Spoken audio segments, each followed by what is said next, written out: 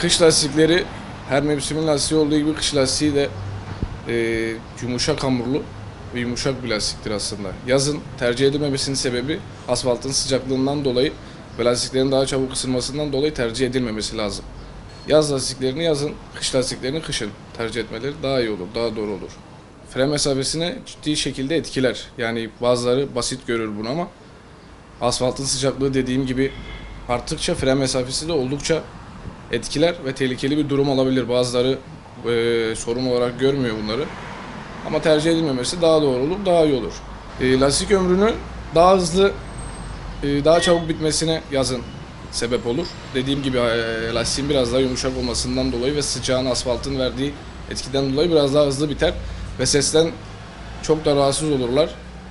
Yani kış lastiği yazın tercih edilmesi çok büyük sorunlara neden açabiliyor ama çoğu insanlarımız bunu görmek istemiyor veya görmüyor. Dediğim gibi yani yakıtı da etkiler, fren mesafesini de etkiler kış lastikleri. Genel olarak yanlış lastik tercihlerinden dolayı da olabiliyor. Ama aralarında illaki kış lastikleri sorunu da vardır. Çünkü dediğim gibi fren mesafesini gerçekten etkiliyor ve kazaya sebebiyet verebiliyor. Asfaltın sıcaklığı kış lastiği için hiç iyi değil yani.